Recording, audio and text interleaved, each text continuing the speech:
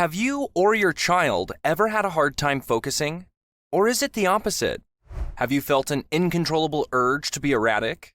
Or is it just both? Well, these might just be signs of ADHD. Don't worry though. You might have heard the term a lot of times, but it is not something bad as you may think. Of course, it is important to treat it and any other condition the right way, but the first step is to truly know what it is. So, what is ADHD? A continuing pattern of hyperactivity, impulsivity, or inattention that interferes with functioning characterizes attention deficit hyperactivity disorder, or as we call it, ADHD. You might have heard a lot about the disorder, but quite often, it is very hard to point out where it originates from, despite countless studies having already been conducted. In most situations, the exact reasons for ADHD remain unknown. Genetic factors are significant since ADHD has a 74% heritability rate and frequently runs in families. Environmental dangers may include toxins, infections, and brain damage during pregnancy. Contrary to a common misconception, it does not seem to be connected to any specific parenting or disciplinary methods, but parenting skills could help guide ADHD. When diagnosed using the DSM-4 criteria, it affects 5 to 7% of kids, while when diagnosed using the ICD-10 criteria, it affects 2% of kids. Rates are comparable across nations, and variations in rates are mostly influenced by the method of diagnosis. Boys are diagnosed with ADHD around twice as often as girls, and males are diagnosed with it 1.6 times more frequently than women. So there is really no telling beyond this information who might be more likely to suffer from ADHD. Now, even as a disorder, it is not something that renders a person incapable of doing things. In fact, many adults otherwise take themselves to be okay, never really noticing their underlying condition. In a lot of cases, people only realize they suffer from ADHD after coming across information regarding the disorder and comparing it to their own habits and behaviors. Even in such cases, it is always better to consult a professional before considering the condition as something seriously noteworthy. Irrespective of this, these people tend to live normal lives, but treatment for their condition can still improve their lives significantly. There are 3 main types of ADHD. It can either be in the form of hyperactivity, inattentiveness, or a mix of the two. Although these types are pretty self-explanatory, we can still elaborate further on them for a clearer idea. And regarding the fact that it is more common in children and teenagers, we will take an example of how a child suffering from either type of ADHD is likely to behave. Let's begin with hyperactivity. Children with hyperactive ADHD tend to be just what you would expect. Hyperactive. A child might exhibit fidgeting behavior. This may include constantly tapping their feet or hands. Some might even be squirmish if they are sat down anywhere.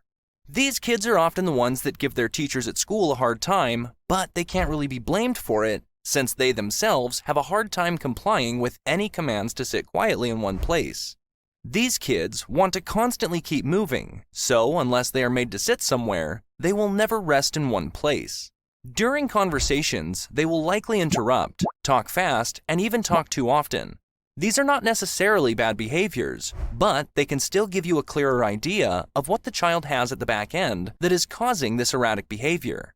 Often, these children may behave inappropriately in certain situations, doing wild tasks even if the circumstances demand a rather disciplined and serious behavior. Although these symptoms seem pretty serious, they are not necessarily harmful. But parents should still be on the watch since a child's already innocent judgment would couple with such a behavior to be potentially harmful to the child. At the same time, scolding such children or reprimanding them in any manner only does more harm. Understand that the child is not doing this out of choice. Rather, it is an uncontrollable scenario for them and they do not know any better. If you notice these types of behaviors in your child, do not panic. Instead, try to observe them better, and finally, seek help. As for the treatment, more on that later in the video. Secondly, we have children that suffer from the inattentive form of ADHD, which was previously known as ADD. This situation is also pretty self-explanatory. Children with the inattentive type of ADHD tend to seem slower. In reality, these children often have a lot of trouble focusing on any particular task that they've been asked to perform. You might notice this when children form repeated silly mistakes in their homework or other study-related tasks. But it is not just at school. These children often have the same issues in fun activities where other children might perform relatively better too. This includes inattentiveness during playtime. These children tend to daydream and be in their own world most of the day. Often, these children will also have issues in keeping themselves organized and tidy too. If your kids lose their toys, stationery, or other items too often, they almost certainly suffer from the inattentive type of ADHD. Again, the last thing that is helpful is being harsh with them. Remember, these children get distracted enough already, so you reprimanding them for their perceived carelessness will only worsen their situation. Of course, this is also not a particularly worrisome condition, but it is always better to have your child diagnosed and given the right care to allow them to live their best life. And lastly, we have a type of ADHD that is a mix of hyperactivity and inattentiveness. For this, you might notice symptoms of both the previously mentioned type in your children. This is somewhat hard to diagnose since you might mistake your child for being one of the previous mentioned types if you are only looking for a particular set of symptoms. So, instead, simply focus on observing their natural behavior. You might find your child to be over-enthusiastic about certain things whilst being unable to do something different that might seem like a fairly simple task. But before you go ahead and conclude that your child suffers from any form of ADHD, realize that diagnosing a child or even an adult with ADHD is not a simple task.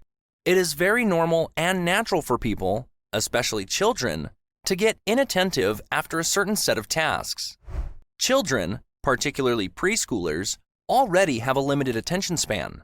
At the same time, they are not fully socially trained to understand certain situations and may often have naive excitements, even in circumstances where it might seem inappropriate.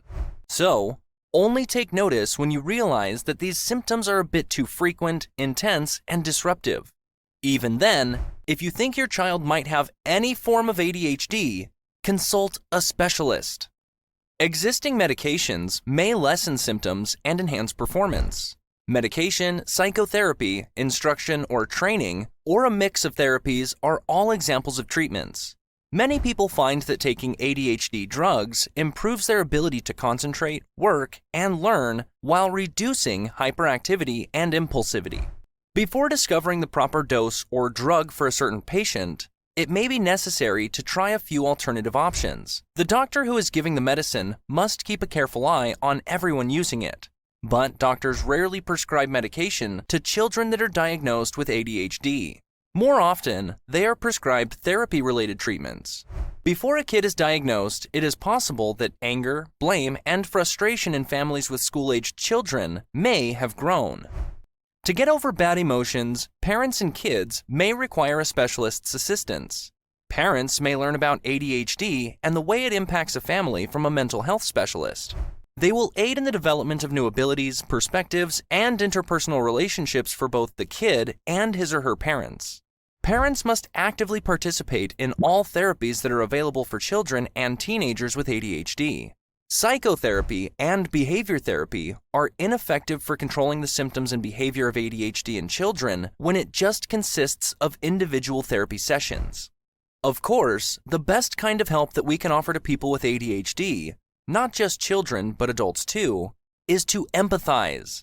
We need to be aware of their situation, regard it as valid, and act with love. With children, it especially entails that a nurturing approach be adopted to calmly eradicate any underlying forms of emotional repression that they might be suffering from. Again, this is not to say that the parents have mishandled their child's upbringing. Rather, social pressures are often felt by children too, and such behaviors can stem from their own repressive coping mechanisms. And more than anything, we should never stop discussing problems such as ADHD. It is very important for children and adults suffering from this and other forms of disorders to know that they are loved, valued, and appreciated. And with that, our video comes to an end. If you have any questions, Feel free to ask in the comments section down below. Stay tuned for more videos and check out my book by clicking the link in the description. And of course, thank you so much for watching.